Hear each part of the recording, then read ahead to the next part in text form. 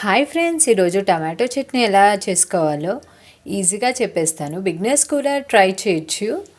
So దీనికి మనం 3 table spoons జీరా, ఒక పావు స్పూన్ వరకు మెంతులు తీసుకోవాలి.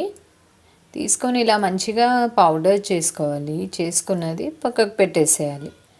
ఇక్కడే మనం 25 దాకా వెల్లుల్లిపాయ తీసుకుందాం. ఇది మొత్తం గ్రైండ్ చేయకుండా ఇట్లా కచ్చాపచ్చగా ఇదైతే చేసుకుందాం. ఇట్లా కచ్చాపచ్చా ఉంటే చాలా టేస్ట్గా ఉంటుంది అన్నమాట. ఇక్కడైతే 2 పావుల ఆయిల్ అయితే యాడ్ చేసుకోవాలి. చేసుకున్నాక మనం కొంచెం జీలకర్ర వేయాలి దీంట్లో. వేసాక మనకి చిటపట అంటుంది కదా, వేడయ్యి ఆ చిటపట అన్నాక కొంచెం 1 kg వరకు టమాటోస్ తీసుకొని ఇది ఆయిల్లో యాడ్ చేయాలి. టమాటోస్ కూడా మనం మీడియం సైజ్ లాగానే మనం కట్ చేసుకోవాలన్నమాట. ఇప్పుడు మనం 2 టేబుల్ స్పూన్స్ వరకు సాల్ట్ వేయాలి.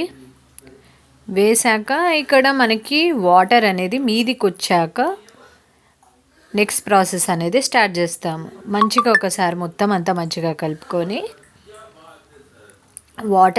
టమాటోలో ఉన్న వాటర్ అంతా బయటికి రావాలి. ఒక 10-15 మినిట్స్ వరకు ఇట్లా వాటర్ వచ్చే వరకు ఇలా మధ్యలో స్మాష్ చేసుకుంటూ కలుపుతూ చేయాలన్నమాట. ఇక్కడ చూసేసారు కదా, మొత్తం టోటల్లీ వాటర్ అంతా మీదికి వచ్చేసింది.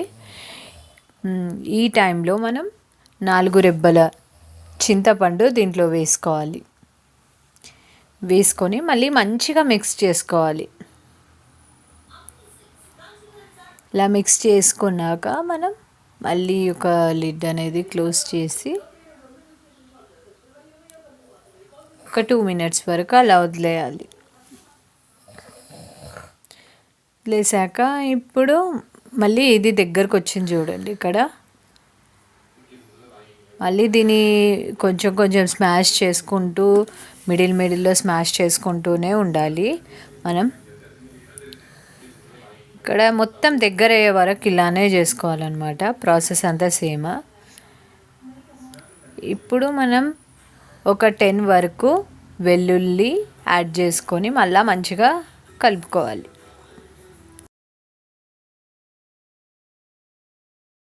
2 మినిట్స్ అయ్యాక దగ్గరైంది. ఇక్కడ మనం ఒక 3 పావుల వరకు ఆయిల్ అనేది యాడ్ చేసుకోవాలి.